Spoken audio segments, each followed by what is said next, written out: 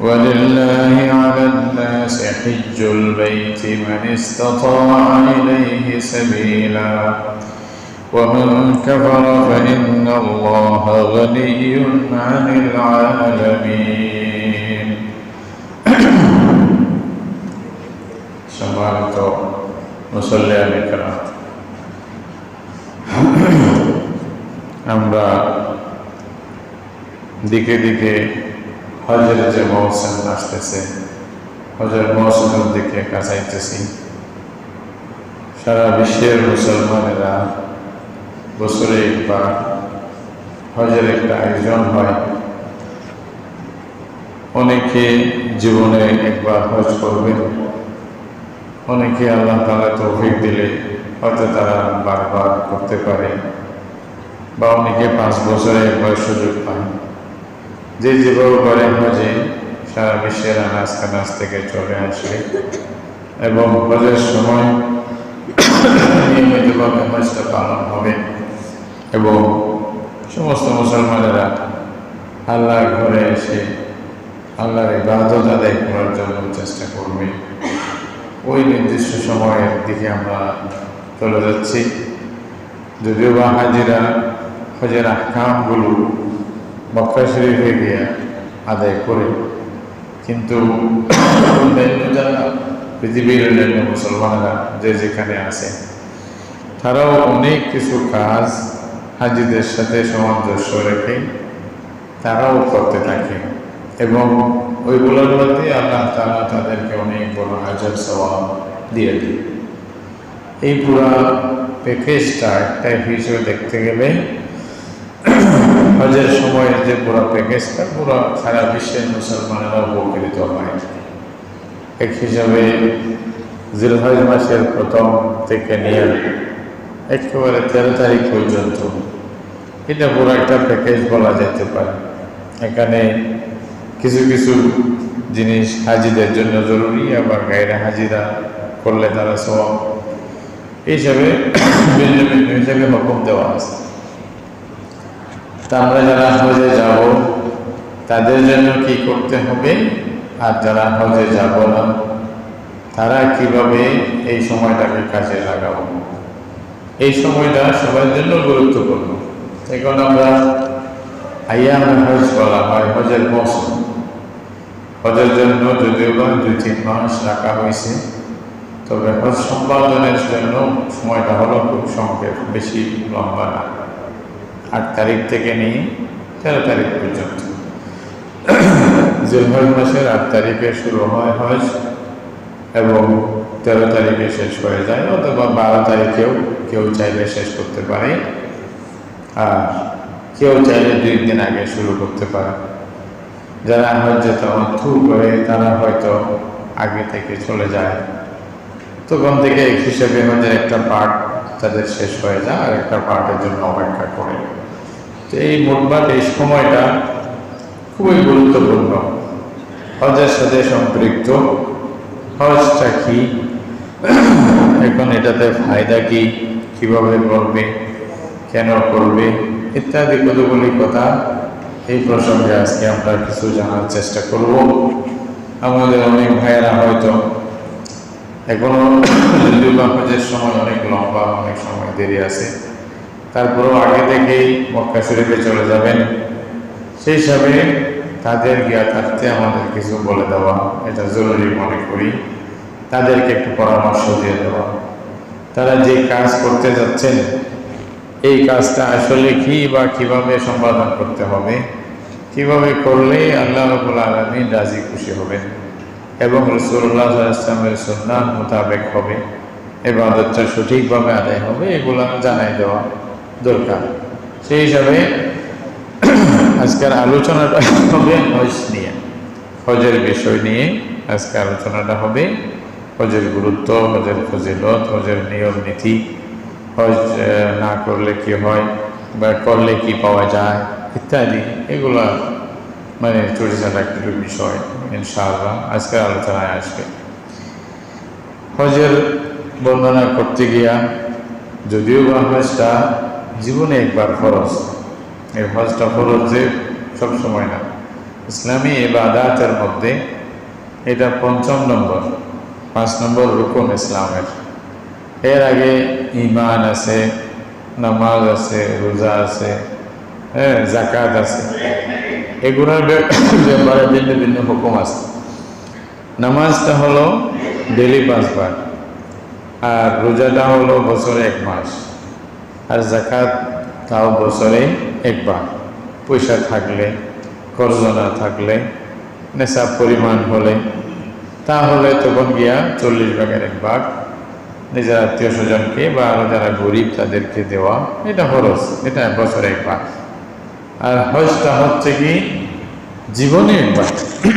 রাসূলুল্লাহ সাল্লাল্লাহু আলাইহি ওয়াসাল্লাম বললেন, ইয়া আইয়ুহান নাস কুতিবা আলাইকুমুল হজ্জ ফাহুজ্জু, এই মানুষ তোমাদের জন্য হজ ফরজ করা হয়েছে, তোমরা হজ করো।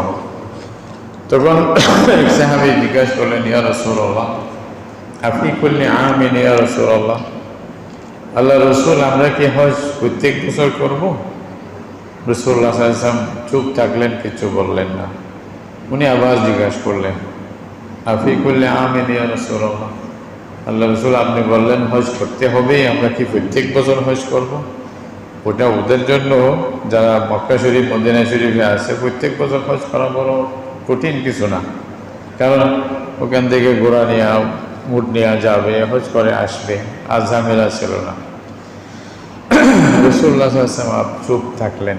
উনি তো আসলে শুধু মক্কা মদিনার নবী না, উনি তো সারা বিশ্বের সকল জায়গার সকল মুসলমানের নবী। যতদিন পর্যন্ত কিয়ামত পর্যন্ত মানুষ আসতে থাকবে, সবাই রসুল, সবাই নবী হিসেবে আল্লাহ তাআলা ওনাকে পাঠাইছে। তো ওনার কথা তো সেরকম হবে না, সবাইকে যেন ঘিরে ফেলে ওনার কথায়, সবাই যেন চলে আসে, সেরকমভাবেই তো বিধান দিবেন। এটা আবার ওনার বিধান, এটা আল্লাহর দেওয়া বিধান। রসুল যদিও বা না জানে যে কি হবে, কিন্তু আল্লাহ তো জানে। যে জন্য আল্লাহ তো বলে দিয়েছে যে কি হবে, রসুলকে জানাই দিয়েছে, এ হবে এ হবে বলে দেন। তো রসুলকে যা বলছে উনি আল্লাহর পক্ষ থেকে তা বলেও দিয়েছেন যে হ্যাঁ এটা এটা হবে, এরকম হবে বলে দিয়েছেন। সেই হিসাবে রাসূলুল্লাহ আবার চুপ, কিছু বললেন না। তখন উনি আবার বললেন যে আফি কুল্লি আমিন ইয়া রাসূলুল্লাহ, মানে ওনার একটা ওই জিজ্ঞাসা করার স্পৃহা বারবার এটা বন্ধ হচ্ছে না, কি আমরা প্রত্যেক বছরই হজ করবো ইয়া রাসূলুল্লাহ, আপনি যে বললেন হজ করতে হবে। তখন রাসূলুল্লাহ সাল্লাল্লাহু আলাইহি ওয়াসাল্লাম হ্যাঁ বা না উত্তর না দিয়ে ওনাকে একটা কথা বললেন, বলছে লাউ কুলতু নাআম লাওয়াজাবাত ওয়ালা মাসতাতা'তুম। রাসূলুল্লাহ সাল্লাল্লাহু আলাইহি ওয়াসাল্লাম বললেন যে তুমি যে জিজ্ঞাসা করছো বারবার প্রত্যেক বছর করতে হবে, প্রত্যেক বছর করতে হবে, আমি যদি হ্যাঁ বলতাম ওয়াজিব হয়ে যেত। নবী যেটা বলবে এটা ফরজ, এর বাইরে যাওয়ার সুযোগ নাই। তবে তোমরা করতে পারতাম, তোমরা সবাই মিলে কয়েকজনে পারলেও নিজেরাও কত পারবে, অথচ তোমাদের দ্বারা সম্ভব হতো না। তারপরে রাসূলুল্লাহ সাল্লাল্লাহু আলাইহি ওয়াসাল্লাম বললেন, আমি যখন চুপ থাকবো, জোর করে আমার থেকে কিছু বাইর করার চেষ্টা করিও না। অনেক সময় আমি ইচ্ছা করে জেনে শুনে চুপ থাকি তোমাদের উপকারের জন্য, তোমাদের জন্য যেন মুসিবত না হয়ে যায়। কারণ আমি বললে ওয়াজিব হবে, তোমরা করতে পারবে না, গুনাহগার হবে। তার চেয়ে থাকলাম, করলে করলো, না করলে নেই, তুমি ধরা পড়বে না, একবার করলে হয়ে গেছে। তখন রাসূলুল্লাহ সাল্লাল্লাহু আলাইহি ওয়াসাল্লাম নসিহতটা করে মুসলমানদেরকে বিষয়টা বলে তারপর বললেন যে প্রত্যেক বছর না, জীবনে একবার হজ করলে হয়ে যাবে। যেভাবে একবার যদি হজ করো তাহলে তোমার জীবনের জন্য ওই ফরজটা আদায় হয়ে যাবে, দ্বিতীয়বার আর করতে হবে না। তো এখানে একটা ওলামায়ে কেরাম বলছেন, কোনো যদি ছোট বাচ্চা হজ করে ফেলে মা বাবার সাথে, কেউ মনে করতে পারে যে তাহলে তো উনি একবার করছে, আর তো করতে হবে না। এইটা কিন্তু ফরজ হজ আদায় হবে না। উনি যখন পয়সাওয়ালা হবে, বালেগ হবে, তখন যদি হজ ফরজ হয়, টাকা পয়সা থাকে, ওনাকে আবার নতুন করে ইসলামের হজ ফরজ যে বিধান এটা আদায় করতে হবে। মা বাবার সাথে করছিল যে এটা যথেষ্ট হবে না। এরকমভাবে কোনো যদি গোলাম থাকে, কৃতদাস, আগের জমানায় ছিল, এখন তো নেই, যদি ভবিষ্যতে কখনো হয় তাহলে হুকুমটা আবার আসবে। যদি কৃতদাস হয়, মালিকের সাথে যদি হজ করতে পারে, সুযোগ হয়, অনেক সময় খাদেমকে নিয়ে যায় হজ করার জন্য, একজন সাথে নিয়ে গেল। এরকম যদি দাসকে কেউ নিয়ে যায়, মানে খরিদা গোলাম, সেই গোলাম যদি মালিকের সাথে হজ আদায় করে তাহলে তার হজ আদায় হবে না। উনি আজাদ হয়ে গেলে, কোনো সময় যদি ওনাকে কেউ আজাদ করে দেয়, এরপরে যদি উনি পয়সাওয়ালা হয়, নতুন করে আবার হজ তাকে করতে হবে। এই দুটা বিষয়। বাকি যেমনি আপনি করেন হজ আদায় হয়ে যাবে। এমনকি কেউ যদি আপনাকে পয়সা দিয়ে নিয়ে গেল, যে বলছেন চলেন হজ করার জন্য আমি পয়সা দিব, আপনি চলেন, আরেকজনের পয়সা দিয়ে হজ করলেন, তাও আদায় হয়ে যাবে। আমাদের দেশে কেউ মনে করে আরেকজনের পয়সা দিয়ে করছি, এটা কি হজ করবেনি? আর ভাই যেমনি হোক আল্লাহর ঘর দেখে যদি করেন তাহলে হজ আদায় হয়ে যাবে, এটা সমস্যা নেই। এমনকি অনেকে বলছে যদি জাকাত দিয়েও যদি কেউ পাঠায় হাজিদেরকে, ওইটা যদি জাকাত দিয়ে যদি কেউ সহযোগিতা করে, উনি হজ করে ফেলছে, তার হজও আদায় হয়ে যাবে। হ্যাঁ, ফি সাবিলিল্লাহর মধ্যে ওলামায়ে কেরাম বলছেন জিহাদের জন্য এবং হজের জন্য জাকাতের পয়সা দেওয়া যাবে। কোনো হাজি যদি যেতে চায়, তার পয়সা না থাকে বেশি, মন চাচ্ছে কিছু, মানে গরিব মানুষ, কেউ দিয়া পাঠাই দিল, তাহলে হজ আদায় হয়ে যাবে, তাতেও অসুবিধা হবে না। কিন্তু একবার করতে হবে, বারবার করতে হবে না।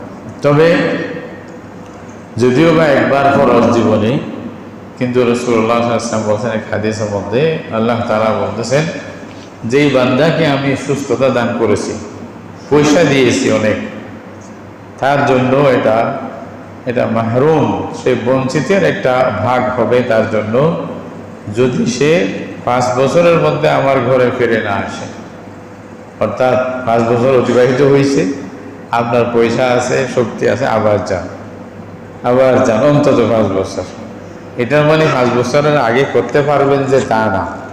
রাসূলুল্লাহ সাল্লাল্লাহু আলাইহি ওয়াসাল্লাম তো বলতেছেন যত পারো বারবার করো।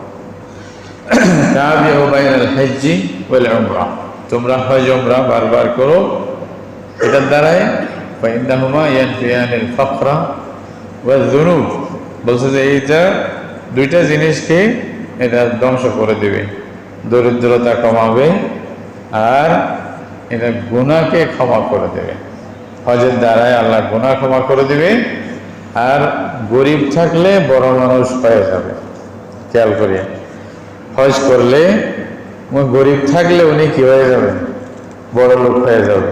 এটা তো বুঝে আসে না, ওইটা না, ঠিক আছে বুঝে আসছে গুনাহ মাফ করবে, কিন্তু হজ করলে যে 3-4 লাখ টাকা চলে যাবে যা ছিল, তা আবার এটা তো গরিবে না হয়ে গেলাম, এটা আবার ধনী কেমনে হইলাম? হাদিসে তো বলতে এটাই, আল্লাহ রসুল বলতেছে কি ইয়ানফিয়ানিল ফাকরা,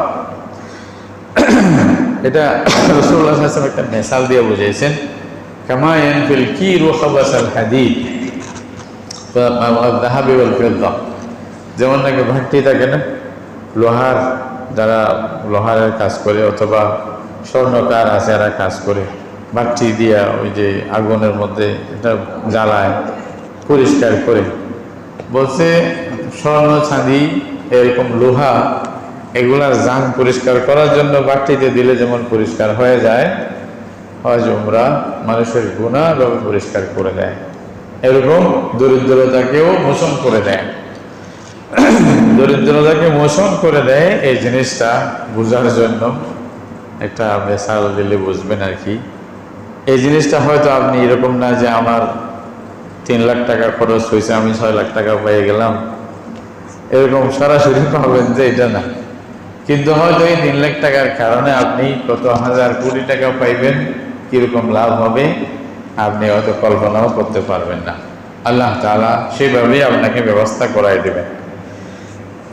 একটা মিসাল দিলে বুঝবেন, এই যে আমরা মাছ শিকার করি না, বড়শি দিয়া মাছ শিকার করি না, তো বড়শি দিয়ে যখন মাছ শিকার করি তখন কি পাবো এটা তো আমাদের ধারণা নেই, কিন্তু কিছু আগে নিজে থেকে খরচ করতে হয়, তাই না? একটা আধার দিতে হয় না, কিছু একটা আধার দিতে হবে, 1 বার 2 বার যাবে।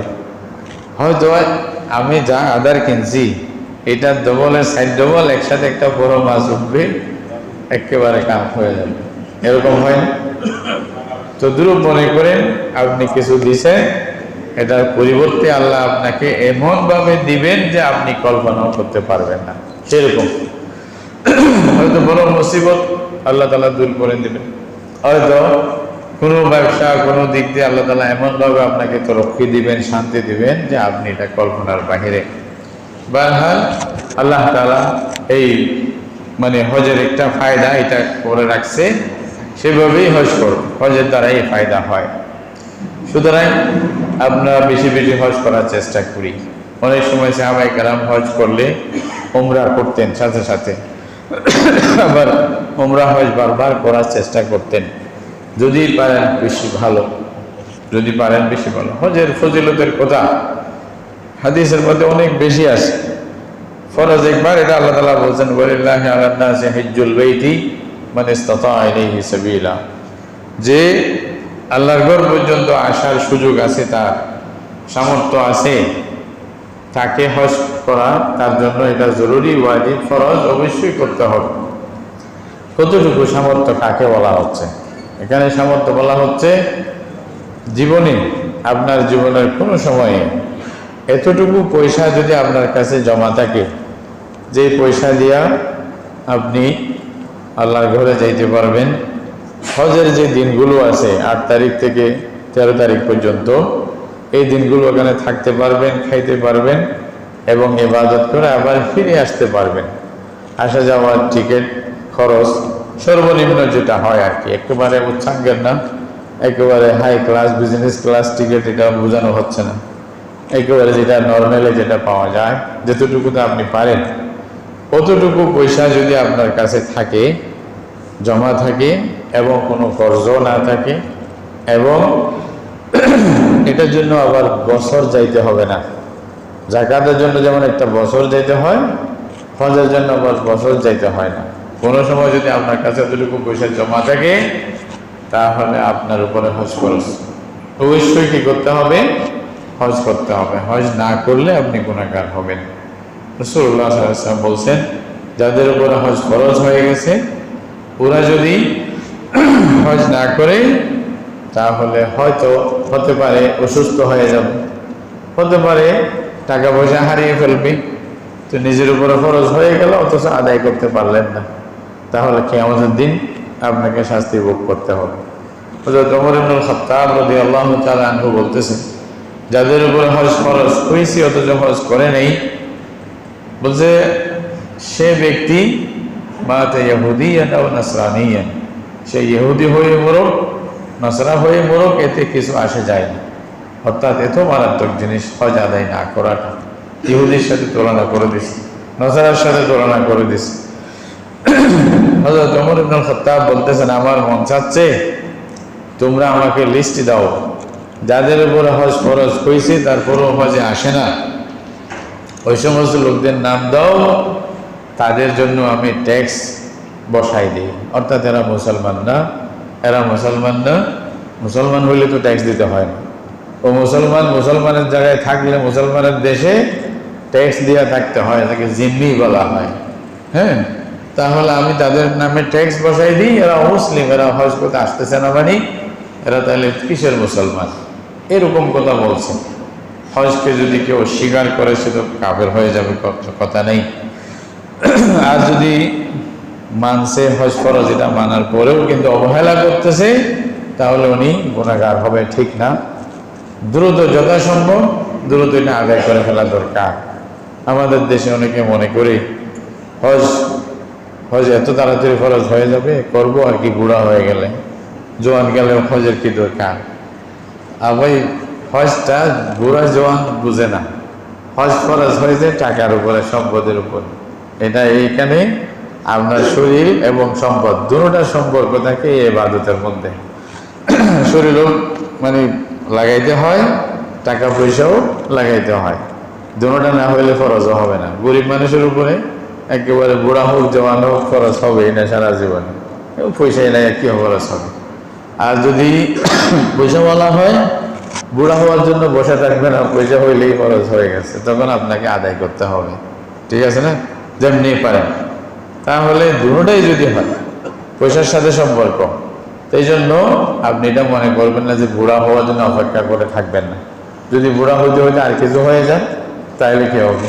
পয়সা যদি চলে যায়, হতে পারে না অনেক দেওয়ালিয়া হয়ে যায়, আল্লাহ না করুক, পয়সা তো সবসময় থাকবে না। এই জন্য যখনই হয় দ্রুত করে ফেলার চেষ্টা করবে। অনেকে মনে করে মা বাপকে হজ করাইতে না পারলে নিজের উপর হজ ফরজ হয় না বা নিজের হজটা আদায় হবে না, এটা মনে করতেছে। এটা পুরোপুরি ভুল ধারণা। এটার শরীয়তের সাথে এটা কোনো সম্পর্ক নেই। হজটা মূলত বললাম যে টাকা পয়সার উপর সম্পর্ক। আপনার বাবার টাকা থাকলে বাবার উপরে ফরজ, আর বাবার টাকা না থাকলে বাবার উপরে ফরজ না, আর আপনার উপরে ফরজ। আর আপনার যদি অত বেশি টাকা থাকে বাবাকে সব নিয়ে যান, ভালো, এটা খারাপ না, কোনো সমস্যা নেই। কিন্তু ফরজ আপনার উপরে, আপনি মনে করলেন বাবাকে না করলে আমার উপর ফরজ হয় না, এটা ভুল ধারণা। তাহলে আপনি আল্লাহর কাছে জবাবদিহি করতে হবে কেন আদায় করলেন না। তো সুতরাং বাবাকে হজ করানো না করানো, মা বাবার হজ করানোর সাথে ফরজ হওয়ার কোনো সম্পর্ক নাই, এটা বাধা হবে না কোনোদিনও, মনে রাখবেন। অনেকে আবার মনে করে বাচ্চাদের বিয়ে হয় না, এখন কি হজে যাব, আগে মেয়েকে বিয়ে দিয়ে দিই, ছেলের জন্য বউ আনি, তারপরে না হজে যাবো, এরকম একটা মনে করে। তো ছেলের জন্য বউ আনা, মেয়েকে বিয়ে দেওয়া, এগুলা হজ ফরজ হওয়ার পথে বাধা হতে পারে না, শরীয়ত মতে নয়। এটা আমরা মনে করলেও ভুল হবে। তাহলে ছেলে মেয়েকে বিয়ে দিতে না পারলেও যদি পয়সা যতটুকু থাকে আপনার উপর হজ ফরজ। তাহলে আবার চিন্তা করে দেখেন, আমাদের দেশে যেগুলা হজ কাফেলা আছে, যেগুলা এক একটা প্যাকেজ দেয় মানুষকে, বা সর্বনিম্ন কতটুকু পয়সা দেয় আপনি হজ করতে পারবেন, অতটুকু পয়সা যদি আপনার কাছে জমা থাকে, ব্যাংকে থাকুক দেওয়া যেখানে থাকুক, তাহলে মনে করবেন আপনার উপর হজ ফরজ হয়ে গেছে, আপনাকে দ্রুত আদায় করার জন্য চেষ্টা করতে হবে। অনেকে আমরা মনে করছি যে আমাদের ফরজ হয় নাই, অথচ হয়ে রয়েছে, আমার খবর নেই, এটাও হইতে পারে, এরকম হইতে পারে। টাকা পয়সা হিসাব করে নিয়েন, তারপরে বুঝে আসবে আপনার উপর হজ ফরজ হয়েছে কিনা। আর যদি তাও বুঝে না আসে, যারা ওলামায়ে কেরাম যারা বুঝেন তাদের সাথে একটু পরামর্শ করবেন, ওদের আমার উপরে হজ ফরজ হবে নাকি, এরকম। বরহাল হজ ফরজ হলে আপনাকে হজ আদায় করতে হবে, এখানে দেরি করার কোনো সুযোগ নেই। আর হজ যারা ত্যাগ করবে তাদের পরিণতি তো বললাম, এরা মানে কাফের মানে মতো হয়ে যাবে। আল্লাহর বান্দারা এদেরকে অমুসলমান বলতেছে, যারা হজ করবে না তাদেরকে। রাসূলুল্লাহ সাল্লাল্লাহু আলাইহি ওয়াসাল্লাম বলতেছে খবরদার, কেন? এমনকি রাসূলুল্লাহ সাল্লাল্লাহু আলাইহি ওয়াসাল্লামের জমানায় যখন আল্লাহ রসুল বলছিলেন সবাই আমার সাথে হজে চলো, তো একজন মহিলা রাসূলুল্লাহ সাল্লাল্লাহু আলাইহি ওয়াসাল্লাম ফিরে আসিয়া দেখলেন সে রাসূলুল্লাহর সাথে হজে যায় নাই। তখন আল্লাহ রসুলকে জিজ্ঞাসা করছে, কেন তুমি আমাদের সাথে হজে যাও নাই? একটা মহিলা তাকে জিজ্ঞাসা করছে, কেন হজে যাও নাই, কি হয়েছিল তোমার? তখন সে বলল, ইয়া রাসূলুল্লাহ, আমাদের দুইটা উট ছিল, একটা ছেলের বাবা এবং ছেলে, তারা দুজনে হজে চলে গেছে একটা নিয়ে, আরেকটা সওয়ারি ছিল যেটা আমাদের খেতিতে পানি দেওয়ার জন্য ব্যবহার করতে হইতো। তো সওয়ারি ছিল না, যার কারণে আমি যাইতে পারি নাই। আর আল্লাহ তাআলা মানিস্তাতা ইলাইহি সাবিলা, আল্লাহ বলছে যে সুযোগ থাকলে, সামর্থ্য থাকলে, আযযাদ ওয়ার রাহিলা থাকলে তাইলে যাবে। তো রাসূলুল্লাহ সাল্লাল্লাহু আলাইহি ওয়াসাল্লাম ওই মেয়েকে বললেন যে ইযা জাআ রমাদান ফা'তামিরি ফাইন্না উমরাতান ফি তা'দিলু হজ্জাতান মাই, রমজান যখন আসবে তুমি উমরা আদায় করবা, কারণ রমজানে উমরা করলে আমার সাথে হজ করার মতো সওয়াব আল্লাহ তোমাকে দেবে। সুবহানাল্লাহ। তো এটাও একটা ফায়দা হয়েছে যে আমরা এই হাদিসটা পাইছি, না হয়তো এটা তো পাইতাম না হয়তো, বুঝেন না? এটাও আল্লাহ তাআলার বিরাট হিকমত আছে। তো এই হিসাবে মানে হজ করা যে জরুরি, এটা বুঝেছে আর কি। আর যত পারে মুসলমানেরা হজ করবে। আবার কিছু দেশ আছে যেমন ইন্দোনেশিয়া অথবা মালয়েশিয়া আছে এরকম, তারপরে যেমন নাকি আরও থাইল্যান্ড ইত্যাদি, এর কতগুলি দেশ আছে, ওনারা মনে করে হজ করার, বিয়ে করার আগে হজ করতে হবে, না হয়তো বিয়ে করা যাবে না, এরকম একটা ধারণা আছে। যার কারণে আপনারা যা হজে যাই, ওই দেশের ছোট ছোট ইয়াং বেশি লোকদেরকে হজের মধ্যে দেখা যায়, বিরাট বিরাট গ্রুপ দেখা যায়, ইয়াং যুবক, সব যুবক যুবতী সবাই হজে চলে আসছে। কারণ ওখানে একটা কাজ করছে কি, বিয়ার আগে হজ করতে হবে, না হতে বিয়াই বন্ধ। তো ওনারা সবাই আগে করে হজ করে ফেলে, এটাও জরুরি না। এই হাদিসও রাসূলুল্লাহ সাল্লাল্লাহু আলাইহি ওয়াসাল্লামের মতে সহিহ না, যে না বিয়ার আগে হজ করতে হবে, এরকমও কোনো কিনা জরুরি নয়, এটাও জরুরি না। হজের সাথে আলাদা এটা হুকুম, পয়সা হইলে, সামর্থ্য থাকলে, সুযোগ থাকলে আপনি হজ করবেন, কোনো ইয়া ছাড়া। মহিলাদের ক্ষেত্রে একটা কথা হলো মুহররম থাকতে হবে। মুহররম যদি কেউ না থাকে, বলছে যে তাদের জন্য হজ ফরজই না। উনি দরকার হলে কারো মাধ্যমে বদল করে এমনি হজ করাবেন নফল হিসেবে, ওনার উপর হজ ফরজ না, যদি কি না থাকে, মুহররম না থাকে। বারহাল এই হজের হুকুম যেটা আছে, হজ করলে কি লাভ হবে, রাসূলুল্লাহ সাল্লাল্লাহু আলাইহি ওয়াসাল্লাম বলতেছেন, মান হাজ্জা ওয়ালাম ইয়ারফুস ওয়ালাম ইয়াফসুক রাজাআ কায়াউমা ওয়ালাদাতহু উম্মুহু। যে ব্যক্তি হজ করতে আসবে, হজের মধ্যে কয়েকটা জিনিস আছে, ওয়ালাম ইয়ারফুস ওয়ালাম ইয়াফসুক, কোনো ফিসক ফুজুরি, স্পষ্ট গুনাহ যেটা দেখা যায় এরকম কোনো গুনার কাজে লিপ্ত হবে না, আর অশ্লীল কাজে, বাক্য আলাপে ইত্যাদিতে মশগুল হবে না। আল্লাহ তাআলা সেই বান্দা হজ করে যখন ফিরে আসবে, তাকে কিরকম সওয়াব দিবে, কায়াউমা ওয়ালাদাতহু উম্মুহু, মায়ের পেট থেকে যেভাবে শিশু নিষ্পাপ হয়ে আসে, আল্লাহ তাআলা হাজিকে সেভাবে নিষ্পাপ করে দেবে। আল্লাহু আকবার, অনেক বড় কথা। তাহলে সম্পূর্ণ গুনাহ থেকে নিষ্পত্তি পেয়ে যাওয়া, এটা এত বড় কথা, মানে যা তা কথা না। আমি 20 টাকা দিয়েও যদি এটা পাই, চাইলেও তো নিতে রাজি। আল্লাহর কাছ থেকে ক্ষমা পেয়ে গেলাম, আল্লাহ অন্তত আমার 16 বছর, মানে কথার কথা, মানে 60 বছর পরে যদি হজ করি, তাহলে 60 বছরের পুরা জীবনেরটা ক্লিয়ার হয়ে গেল, এটা পরিষ্কার। আল্লাহু আকবার, যা তা কথা না। আমরা তো একটা ফাইলকে ঠিক করার জন্য কত কোটি টাকা ঘুষ দেই না, কি বলেন, দেই না অনেক সময়, যে ভাই যা লাগে ওটা ক্লিয়ার করে দাও, হ্যাঁ দস্তখত মারে দাও, যে হ্যাঁ ওকে বলে দাও। তো এখানে আল্লাহ তাআলা অফার দিচ্ছেন বান্দাদেরকে, তোমাদের জীবনের গুনাহ মাফ করে দেবো, একেবারে নিষ্পাপ হয়ে যাবে। যেরকম মায়ের পেট থেকে যেরকম নিষ্পাপ শিশু আসে, সেরকম নিষ্পাপ হয়ে যাবে। রাসূলুল্লাহ সাল্লাল্লাহু আলাইহি ওয়াসাল্লামের কথা আল্লাহ রাসূল বলছেন। হাফিজ ইবনে হাজার রাহমাতুল্লাহ আলাইহি বুখারী শরীফের ব্যাখ্যার মধ্যে বলতেছেন, এটা আমভাবে ছোট গুনাহগুলো আল্লাহ মাফ করবে, কিন্তু যদি তওবার নিয়ত থাকে, আল্লাহ তাআলা কবিরা গুনাহ মাফ করে দেবে। বড় গুনাহ আর কিছু কবিরা গুনাহ সম্পদের সাথে সম্পর্ক, এটা ভিন্ন জিনিস, তবে বাকিগুলো সব আল্লাহ তাআলা মাফ করে দেবে, এটা যা তা কথা না।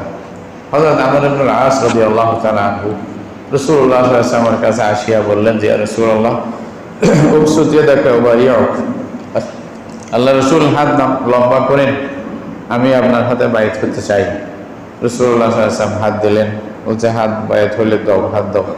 তখন যখন রাসূলুল্লাহ সাল্লাল্লাহু আলাইহি ওয়াসাল্লাম হাত বাড়াইছেন, উনি হাত গুটিয়ে ফেলছেন, নিজের হাত নিয়ে নিয়েছেন। তো রাসূলুল্লাহ সাল্লাল্লাহু আলাইহি ওয়াসাল্লাম বললেন যে, আমার কি হইল, তুমি না বললা বায়াত করবা, মুসলমান হয়ে যাবে, আর এখন তো আমি হাত বাড়াইলাম, তুমি হাত গুটিয়ে ফেললে, যে কি সমস্যা কি? বলছে যে আমি কিছু শর্ত লাগাইতে চাই। বলছে কি শর্ত? বলছে যে আমি চাই যে আমি তো বায়াত হবো, মানে এখন মুসলমান হয়ে যাব, আমার আর ইখতিয়ার থাকবে না, আপনি যা বলেন, ইসলাম যা বলে তাই তো মানতে হবে, কিন্তু আমি যা আগে শয়তানি যা করছি এতদিন, এগুলোর জন্য যদি ধরা পড়ি তাইলে তো লাভ হইল না। তো বলছে যে আমি আপনাকে শর্ত দিতে চাই, আগেগুলা যদি ক্ষমা হয় তাহলে আমি আসবো, না হয়তো ফায়দা গিয়ে সেম পিড়া খাইলে লাভটা কি? তো সুন্দর, বুদ্ধি ভালো। তো রাসূলুল্লাহ সাল্লাল্লাহু আলাইহি ওয়াসাল্লাম বলছে, আমা আলিমতা ইয়া আমর আন্নাল ইসলাম ইয়াহদিমু মা কানা ক্বাবলাহু ওয়া আন্নাল হিজরাতা তাহদিমু মা কানা ক্বাবলাহা ওয়া আন্নাল হাজ্জা ইয়াহদিমু মা কানা ক্বাবলাহু। আমার তুমি কি জানো না, ইসলাম, কেউ লা ইলাহা ইল্লাল্লাহ মুহাম্মাদুর রাসূলুল্লাহ বলে মুসলমান হলে সাথে সাথে তার আগের জীবনের সব কিছু আল্লাহ মাফ করে দেন, এটা জানো না? আর কেউ যখন হিজরত করবে, মক্কা শরীফে সব কিছু ছেড়ে, নিজের আপন, মানে সন্তান, স্ত্রী, মানে এসে ঘর দোয়ার, জায়গা জমি সব ছেড়ে দিয়ে চলে যাবে, আল্লাহ তাআলার সাথে সাথে তার জীবনের সব গুনাহ মাফ করে দেন। যখন ছিল আর কি, হিজরত যখন ছিল। আর যে বেশি হজে আসবে তার পূর্বের জীবনের সব আল্লাহ তাআলা একেবারে মাফ করে দেয়। এটা তুমি জানো না? তখন উনি হাত দিয়েছে, তাও বায়াত করছে। তাহলে বোঝা যায় হজ সবকিছু ক্ষমা করে দেয়। হাদিসের মধ্যে আছে যারা হজ করতে যায় তারা জান্নাতি। আল্লাহ রাসূল বলেছেন লিল হজ্জিল মাবরুরি জাযাউন ইল্লাল জান্নাহ। হজ্জ মাবরুর এটার মানে সওয়াব জান্নাত ছাড়া আর কিছু নেই। আল্লাহ তাআলা বান্দাকে সোজা জান্নাতেই দিয়ে দিবে। হাজি যারা, হযরত ইব্রাহিম আলাইহিস সালাম যখন আল্লাহর ঘরকে রেডি করলেন, কাবা শরীফকে রেডি করার পরে আল্লাহ রাব্বুল আলামিন ওনাকে আদেশ দিলেন যে আপনি সারা বিশ্বের মধ্যে হজের ঘোষণা দেন, এলান করেন। কে এলান করবে? ওই মক্কা শরীফের পাহাড়ের উপরে উঠিয়া হযরত ইব্রাহিম আলাইহিস সালাম এলান করবে, ওইখানে কে শুনবে? কিন্তু যে শোনাইতে চায়, সে শোনাইতে পারে না। সুবহানাল্লাহ, তাফসীরের মধ্যে আছে মায়ের পেটে আসে নাই যারা, তাদেরকেও শোনাই দিয়েছে আল্লাহ তাআলা তোমাদেরকে হজে যেতে হবে। আল্লাহু আকবার। এই জন্য যখনই যারা জীবনে একবার সুযোগ হয়, দুইবার সুযোগ হয়, 3 বার, 10 বার, 20 বার, যখন সুযোগ হয় বারবার উনি কোথায় বলে লাব্বাইক আল্লাহুম্মা লাব্বাইক। লাব্বাইক মানে কি? আমাদের দেশে যখন ওই যে হাজিরা ডাকে অমুক লাব্বাইক, মানে আমি উপস্থিত আছি। লাব্বাইকটা হলো আসলে একটা ডাকের জবাব। একটা ডাক আসছে, এটার জবাব। ডাক কি? ওই ইব্রাহিম আলাইহিস সালাম ডাক দিয়েছিল যে আল্লাহ তাআলা এটা সমস্ত হাজি যারা আছে কিয়ামত পর্যন্ত সবাইকে শুনিয়ে দিছে। সবাই ওই সময়ের মধ্যে জবাব দিচ্ছে ওখানে গিয়া, আল্লাহ আমি এখন প্রস্তুত, আমি আসতেছি, হাজির, আমি আসতেছি হজের জন্য।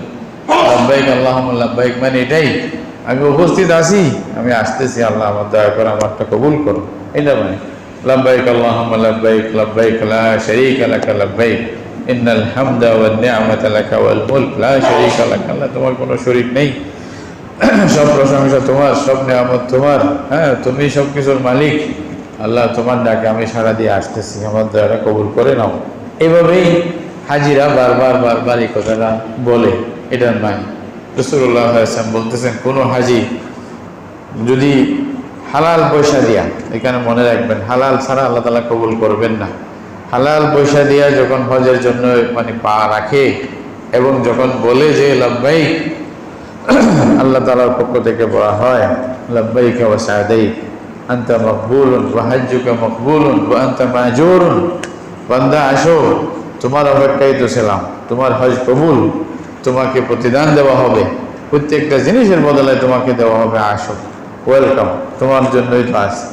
এভাবেই বলা হয়, হাদিসের মধ্যে আছে। আর যখন কোনো বান্দা হারাম পয়সা দিয়া হজের জন্য যেতে চায়, আমাদের দেশে আছে না অনেকে, কিছু মনে করবেন না, অনেকে এই হাতে সে হাতে, বাম হাতে ডান হাতে যেভাবে পারে চোখ বন্ধ করিয়ে পয়সা কামাইছে। তো পরে খেয়াল হয়েছে এই পয়সা তো এখন তো একটু সাদা করতে হবে, কালো পয়সাগুলো। তো ভালো তরিকা হজ করে আসলাম, হাজি সাহেব হয়ে গেলাম, নামটাও পাইলাম। আল্লাহর বান্দা মানে কসম করে বললে হানেস হবো না, কিচ্ছু পাইবেন না, গুনাহ হবে, আল্লাহ শাস্তি দিবে। এই পয়সা দিয়ে কেন গেলেন হজের জন্য? হাদিসের মধ্যে সাফ করে আছে, আল্লাহ রাসূল বলতেছেন হারাম পয়সা দিয়ে কেউ যদি হজে যায়, যখনই লাব্বাইক বলে আল্লাহর পক্ষ থেকে সাথে সাথে ঘোষণা করা হয় তোমার কোনো লাব্বাইকের কোনো দরকার নেই, যাও তুমি, তোমাকে কোনো কথা মানে কোনো প্রতিদান দেওয়া হবে না, কোনো সওয়াব হবে না, তোমার হজ কবুল হবে না, তুমি আসিও না, কষ্ট করে লাভ নাই, এটা বলে দেওয়া হয়, আগে থেকেই বলে দেওয়া। আমরা তোমার কান নাই, শুনি না, বুঝি না। এই জন্য ভাই যা বলবেন হালাল পয়সা দিয়ে, হারামের কিঞ্চিত মাত্রেও যেন না থাকে, এটা চেষ্টা, সন্দেহ যেন না থাকে। সন্দেহ আছে যে এই পয়সা দিয়েও মাঝে দেবেন না, দরকার নেই। দরকার হলে অল্প সময়ের জন্য যান, পয়সা বেশি না থাকলে কিছুদিনের জন্য যান, আপনি 10-15 দিনের জন্য যান, বেশি না, আমরা লম্বা দরকার নেই, 15 দিনের জন্য যাবো, 15 দিনের খরচটা নিয়ে কোনো রকম হজটা করে আসি, তাহলে আল্লাহ তাআলা সওয়াব দিবে, আল্লাহ খুশি হবে। কিন্তু যদি বেশি দিনের জন্য অনেক পয়সা দিয়ে গেলেন আর যদি মনে করলেন যে এটা সাদা হয়ে যাবে, আল্লাহ মাফ করে, আরো কালো হবে, আরো মারাত্মক হবে, আল্লাহর কাছে কিচ্ছু পাইবেন না, এটা মনে রাখবেন। হারাম আল্লাহ তাআলা কবুল করেন না। হারাম পয়সা দিয়ে যদি কেউ ইবাদত করে এটা বড় শাস্তি পাইতে পারেন, এটা আল্লাহর সাথে মশকারিডং হয়ে যাবে। জন্য আল্লাহ মানা করছে, খবরদার এটা থেকে দূরে থাকবেন। যারা যারা হয়ে যাবেন আগে থেকে খেয়াল করে নেবেন পয়সাটা হালাল আছে কিনা পুরোপুরি, এটা কোনো সমস্যা। কেউ হাদিয়া দিলে সমস্যা নেই, হাত্তা বললাম না যাকাতের পয়সা কেউ দিয়ে দিলে তাও সমস্যা নেই, এটা হালাল, কোনো গুনাহ নেই যদি আপনি হকদার হন, কিন্তু হারাম দিয়া না। তাহলে মোটমাট এটাই, যখনই হাজি লব্বাইক বলে আল্লাহর পক্ষ থেকে এরকম তাকে ওয়েলকাম করা হয়, আসো বান্দা আসো। হাদিসের মধ্যে আছে হাজিরা যে জামরাতের মধ্যে কঙ্কর নিক্ষেপ করে, ছোট শয়তান, বড় শয়তান, মাঝালি শয়তান আমরা বলি না, আসলে তো শয়তান ওখানে বসে নাই, একটা নিদর্শন রাখা হয়েছে আর কি, এগুলো জামরা, এটার নাম হলো জামরা। রাসূলুল্লাহ সাল্লাল্লাহু আলাইহি ওয়াসাল্লাম বলতে যে ওইখানে গিয়া যখন রাসূলুল্লাহ সাল্লাল্লাহু আলাইহি ওয়াসাল্লাম উম্মতকে খেতাব করছেন, সম্বোধন করে কিছু নসিহত করছেন, তখন আল্লাহ রসুল বলছে যে দেখো ইন্নামা হাযিহিল জামারাত রমি ফিল জামারাত লিইকামাতি যিকরিল্লাহ। রাসূলুল্লাহ বলছে খবরদার তোমরা অতিরঞ্জিত করবে না, আলা লা তাগলু, তোমরা অতিরঞ্জিত করিও না, সীমা লঙ্ঘন করবে না। আগের লোকেরা ধ্বংস হয়েছে সীমা লঙ্ঘনের কারণে। এই জামরাতগুলো এইখানে শয়তান বসে নেই, এগুলার জন্য মারা হচ্ছে না। তুমি মনে করো শয়তানের গায়ে মারলাম, তো ওইখানেই তোমাকে শয়তানি করাবে। এগুলা আসলে আল্লাহর জিকির কায়েম করার জন্য, সাফ করে বলছে ইন্নামা হুয়া লিইকামাতি যিকরিল্লাহ, আল্লাহর জিকিরের জন্য। এখানে আসে যেভাবে আল্লাহর হুকুম আছে, এখানে বলছে বিসমিল্লাহ আল্লাহু আকবার, বিসমিল্লাহ আল্লাহু আকবার বলে মারবা। এটাই নিদর্শন আল্লাহ দিয়েছে, আল্লাহর শাআয়ের, আল্লাহ তাআলা এগুলো কায়েম করতে চান। 1000 বছর পূর্বে হযরত ইব্রাহিম আলাইহিস সালাম আল্লাহর খলিল এবং হযরত ইসমাঈল আলাইহিস সালাম আল্লাহ তাআলা এর মাধ্যমে করাইছে, ওইটা বারবার দোহারাইতেছেন আল্লাহ কিয়ামত পর্যন্ত। আল্লাহ চাইলে আল্লাহ করবে, ওইটাই তোমরা করবা আল্লাহ জিকিরের জন্য, কেন আর কোনো উদ্দেশ্য নেই। কিন্তু মানুষ না বুঝে, ওই শয়তান তো বসে নেই, শয়তান বলছে আমাকে মারতে যাচ্ছ, তোমাকে ওখানেও শয়তানি শুরু করাবো। সে কি করছে, বড় বড় জুতা নিয়ে আমাদের যে শালা শয়তান বলছে আজকে পাইছি তোকে, তো ওইখানে গিয়েও তাকে শয়তানে ধরছে, সারা নেই। মানে আপনি জুতা মারলেন আরেকজনের মাথায় পড়লো, তাহলে কত বড় গুনাহ হইল, তা আপনার ইবাদতটাও নষ্ট। হাদিসের মধ্যে আছে যে কঙ্করগুলো নিক্ষেপ করা হয়, যাদের হজ কবুল হয় আল্লাহ তাআলা ওই কঙ্করগুলো উধাও করে দেন, সুবহানাল্লাহ, ওখানে থাকে না। যদি থাকতো এত লক্ষ লক্ষ হাজির কঙ্কর তো পাহাড় হয়ে যেত, একটু চিন্তা করে দেখিয়ে না, পাহাড় হয়ে যেত। কিন্তু দেখা যায় সবকিছু করে ওখানে আসে নিচে, দেখা যায় না। থাকে কোনগুলা, যেগুলা হজ কবুল হয় না ওগুলো পড়ে থাকে। আল্লাহু আকবার। আমি তো ওই হাদিসটা পড়ে আমি নিজে অবাক হয়ে গেছি, সুবহানাল্লাহ, আল্লাহ তাআলার আজীব কুদরতি ব্যবস্থা। না হয়তো ওইটা তো বড় বড় ভার হয়ে যেত, প্রত্যেক বছর এটা আলাদা করে এটা পরিষ্কার করতে হয়েছে। কিন্তু আল্লাহ তাআলা যাদের হজ কবুল করে এর সাথে সাথে উদাও করে দেন, আল্লাহ তাআলা কোথাও নিয়ে যান। তাহলে এইভাবেই একেবারে সাক্ষীর সামনে আল্লাহ তাআলার সামনে এরকম হয়ে যাচ্ছে। হাজিরা সব আমল করে যখন আরাফাত দিন যায়, আল হাজ্জ আরাফা, রাসূলুল্লাহ সাল্লাল্লাহু আলাইহি ওয়াসাল্লাম বলতেছেন যখন আল্লাহকে ডাকেন আল্লাহ তাআলা নিম্নে আসমানে আসিয়া ফেরেশতাদের গর্ব করে বলেন, এই দেখ তোমরা না বলছিলে না বান্দাকে সৃষ্টি না করতে, মানুষ সৃষ্টি না করতে, এরা ফোন করবে, এই করবে সেই করবে, দেখ এখানে বাদশাহ আছে, বড় বড় মন্ত্রী আছে, উজির আছে, ব্যবসায়ী আছে, কোটিপতি আছে, এরা সবাই মাথায় কাপড় নেই, হ্যাঁ, পায়ে জুতা নেই, গায়ে ভালো কাপড় নেই, কি নিয়ে লাফাইতেছে এখানে, কেন আসছে, মা ইউরিদু হাউলাই, কি চায় এই বান্দারা এখানে মাঠের মধ্যে, ময়দানের মধ্যে, যারা এসে ছাড়া 1 মিনিট চলে না, আরে এই গরমের মধ্যে হা হা করে আল্লাহর দিকে কি চায় বলো। সুবহানাল্লাহ, আল্লাহ গর্ব করে বলেন এরাই আমার বান্দা, এরাই আমার বান্দা, এরা আমার হুকুম মানতে চায়, এরা আমি আমার কথার সাথে সাথে গরিব ধনীর কোনো ব্যবধান ছাড়া একজন রাজা একজন প্রজার সাথে দাঁড়িয়ে দোয়া করতেছে আল্লাহর কাছে, সেম লেবাস, সেম অবস্থা, হ্যাঁ, এরা সব আল্লাহকেই মানে, আমাকেই মানে। তোমরা সাক্ষী থাকো, এইখানে যত আমার বান্দারা আছে এদের গুনাহ যদি সমুদ্রের ফেনার মতো হয় আমি ক্ষমা করে দিলাম। এই যে যদি মানে বড় বড় মরুভূমির বালির মতো যদি হয় আমি ক্ষমা করে দিলাম। হাদিসের মধ্যে সাফ করে আছে রাসূলুল্লাহ সাল্লাল্লাহু আলাইহি ওয়াসাল্লাম বলতেছেন সেই দিন আল্লাহ তাআলা সবচেয়ে বেশি নিজের বান্দাদেরকে জাহান্নাম থেকে মুক্তি দান করেন আরাফাত দিন। এই জন্য হাজিরা যেহেতু ঈদের দিন, তাদের জন্য হাজিরা তো রোজা রাখবে না, গায়ের হাজি যারা আছে তাদের জন্য বলা হচ্ছে তোমরা রোজা রাখো, ওই এদের শুকরিয়া হিসেবে তোমাদের 2 বছরের গুনাহ আমি মাফ করে দেব। এদের তো মাফ করে দিলাম সারা জীবনে, তোমাদের 2 বছর আগের পরে 2 বছর যা করো নাই আগে থেকে মাফ। আল্লাহু আকবার। আল্লাহ তাআলার কি তখন আল্লাহ দিতে চায় তা দেখি। এরকম ভাবে রাসূলুল্লাহ সাল্লাল্লাহু আলাইহি ওয়াসাল্লাম বলতেছেন শয়তানকে আরাফার দিন সবচেয়ে বেশি কমজোর আর দুর্বল দেখা গেছে। শয়তান সবচেয়ে বেশি দুর্বল, মন ভাঙা, একটা অবস্থা কাহিল। তো কেউ জিজ্ঞাসা করছে তোমার এই অবস্থা কেন আজকে? বলছে কি করবো, আজকে আমার চেয়ে বেশি ক্ষতি আর কারো হয় নাই। তো তোমার কি ক্ষতি হইল? বলছে একটা মানুষের পিছনে 80 বছর আমি মেহনত করছি, একটা মানুষের পিছনে এই চাবি দিতে দিতে দিতে তাকে কোন রকম আল্লাহ থেকে দূরে সরাই রাখছি, গুনার গাঁটটি নিয়ে রাখছি। বলছে আজকে আরাফার ময়দানে আসিয়া যখন কান্না দিছে, সারা জীবনের গুনাহ একসাথে আল্লাহ মাফ করে দিয়েছে, যা পানি বাসে গেছে। বলছে আমার মেহনতের উপরে পানি বাসে গেছে। বলছে আমার চেয়ে ক্ষতি আর কার হয়েছে? আসলেও তো ঠিক, আসলেও তো ঠিক। তো বান্দা, আল্লাহর বান্দারা যখন যায় সেইভাবেই রাসূলুল্লাহ সাল্লাল্লাহু আলাইহি ওয়াসাল্লাম যেভাবে বলছেন, একেবারে মায়ের পেট থেকে শিশু যেভাবে নিষ্পাপ হয়ে আসে সেভাবেই নিষ্পাপ হয়ে আল্লাহর বান্দারা ঘরের মধ্যে ফিরে। এরপরে কোনো বান্দা যদি ইচ্ছা করে নিজে গুনাহ করে তার ভিন্ন কথা, না হতো ওই অবস্থায় যদি মওত হয়ে যায় আল্লাহর কাছে একেবারে নিষ্পাপ অবস্থায় পৌঁছে যাবে। সুবহানাল্লাহ। এই জন্য যারা হজে যাইবেন এই নিয়ত করে যাইবেন, ভালোভাবে সওয়াবের আশায় আল্লাহর কাছ থেকে পাওয়ার জন্য। আল্লাহ তাআলা যেগুলো বলছেন হাদিসের মধ্যে আছে, যারা হজ করতে আসে তারা আল্লাহর মেহমান, আল্লাহ তাদেরকে ডাকছেন, তাহলে আল্লাহ তাদেরকে দিবেন। মেহমানকে ডাকিয়ে খালি হাতে ফিরে দিবেন নাকি? এটা বলে জিয়ুফুর রহমান বলা হয়, রহমানের মেহমান। আল্লাহ তাআলা তাকে ডাকছেন। এমনকি মহিলাদের জন্য রাসূলুল্লাহ সাল্লাল্লাহু আলাইহি ওয়াসাল্লাম এটাকে হজকে জিহাদ বলছেন। বলে জিহাদুল্লাহ শাওকাতা ফি, এমন জিহাদ যেখানে কোনো কাটা নাই। হযরত আয়েশা বলেন, ইয়া রাসূলুল্লাহ, জিহাদ তো উত্তম আমল, আমরা কি জিহাদে অংশগ্রহণ করব না?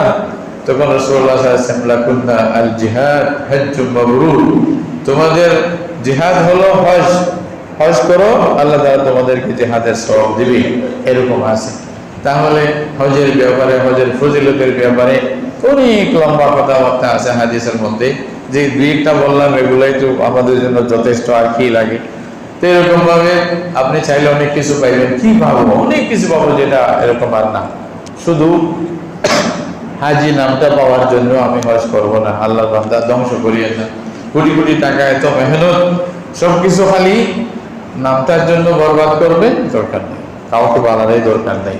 যদি পারে বেশি মানুষকে না বলে আত্মীয়স্বজনকে যাদের দরকার বলে ওসিয়ত করে যান যে হ্যাঁ আমার লেনদেনের ব্যাপারে জানিয়ে যান। মানুষের হায়াত মত জানা যায় না, কারো মনে কষ্ট দিয়ে থাকলে মাফটা চেয়ে যায়। এটা উত্তম, এটা উচিত যে হ্যাঁ যারা যারা আমার দ্বারা কষ্ট পেয়ে থাকলে ক্ষমা করে দিবে, কি জানি ফিরে আসতে পারি না পারি। এই জন্য আর দোয়া করবেন এখানে বেশি করে। তো হজ কেমনে করবেন এটা বিভিন্ন কিতাবের মধ্যে আছে, উলামায়ে কেরাম বলছে এভাবে করবেন। হজ মূলত 3 ধরনের করা যায়। শুধু হজ করবেন, এটা মানে মিকাত থেকে ইহরাম বাঁধিয়ে সুদা ইয়ামুত তারবিয়া মিনায় চলে যাবেন, ওখান থেকে হজ করে ফেলবেন, যেভাবে নিয়ম আছে। আরেকটা হলো হজের জমানায় প্রথমে উমরা করবেন, তারপরে যখন 8 তারিখ হবে তখন আবার হজের জন্য ইহরাম বাঁধিয়ে হজটা পূরণ করবেন। আরেকটা হলো হজ উমরা দুটোটা একসাথে করবেন। মিকাত থেকে ইহরাম বাঁধিয়ে ইহরাম আর খুলবেন না, একেবারে 10 তারিখ কুরবানির দিন কাজটা শেষ করে তারপরে ইহরাম খুলবেন। এই 3 ধরনের মানে হজ করা যায়। এটাকে কিরান বলে, আরেকটাকে তামাত্তু বলে, আরেকটাকে ইফরাদ বলে। আপনারা তামাত্তু যারা হজ করবেন এরা সুযোগ বেশি। রাসূলুল্লাহ সাল্লাল্লাহু আলাইহি ওয়াসাল্লাম বলতেন এটা সহজ, তোমাদের জন্য সুবিধা, মানুষের জন্য আরামদায়ক, এটা তোমরা কবুল করো। তো প্রায় মানুষ তামাত্তু হজ করে। আমাদের দেশে যারা যাবে অনেকে হয়তো প্রথমেই আপনাদেরকে মদিনা শরীফ নিয়ে যাবে, ওখান থেকে আসার সময় আপনি উমরা করবেন।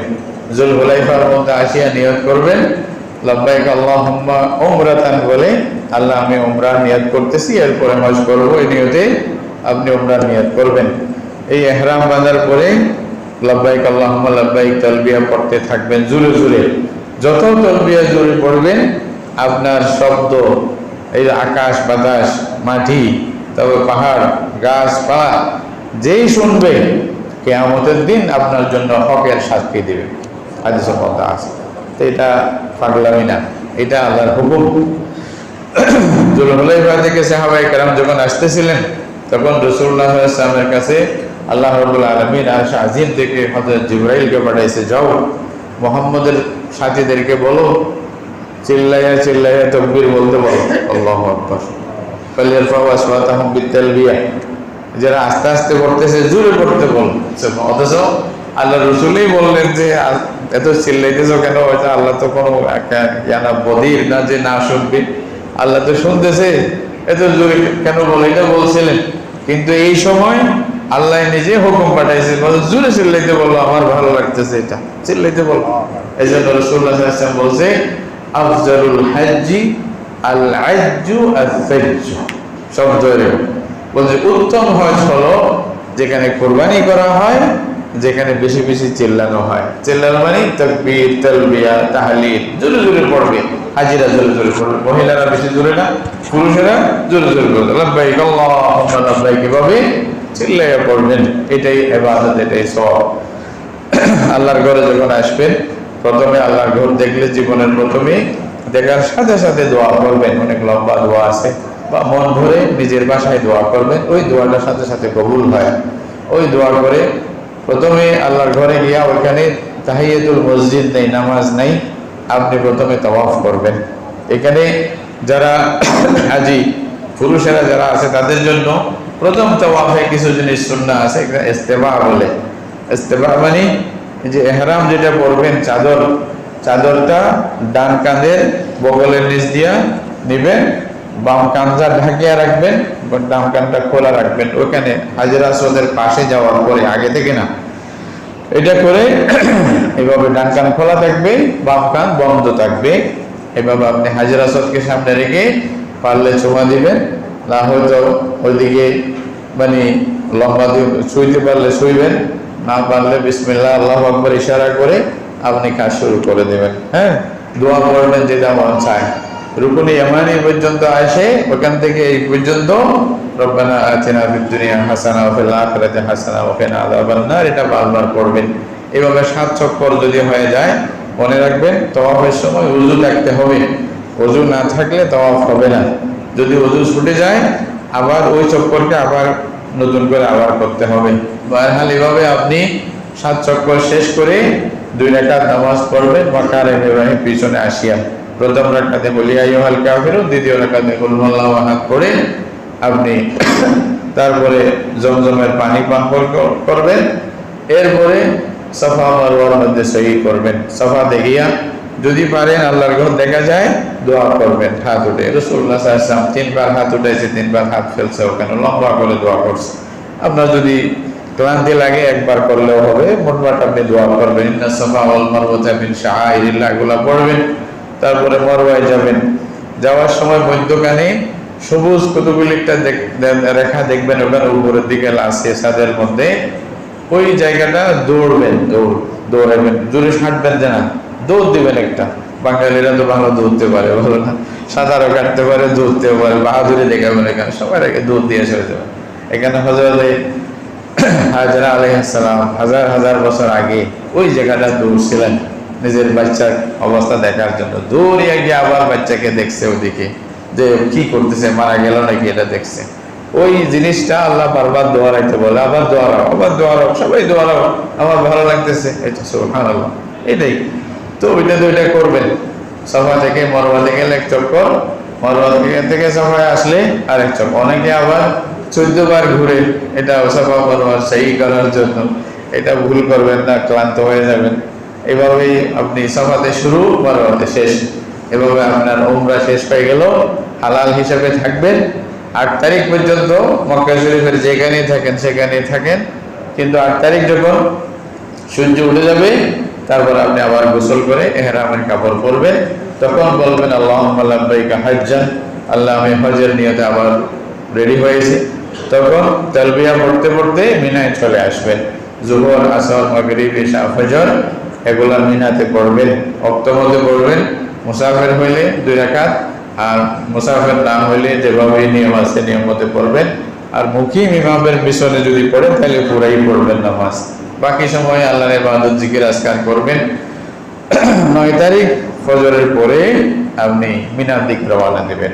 মিনায় চলে আসার পরে, মিনায় না, আরাফাতের দিকে দিবেন। আরাফায় চলে আসবেন, এদিন ইয়ম আরাফা, এদিনেই হজ। আরাফার হুদুদের ভিতরে, সীমার ভিতরে ঢুকে ওইখানে সর্বপ্রথম সেই দিন নামাজ হবে, একসাথে আবার খুতবা হবে। সুযোগ হইলে মসজিদে নবীরা বলে ওখানে যাই গেলেন, অথবা না গেলেও যেখানে তাম্বুতে থাকেন ওইখানেই আপনি জোহর আসর একসাথে পড়বেন। জোহর 2 রাকাত, আসর 2 রাকাত এবং একসাথে পড়বেন।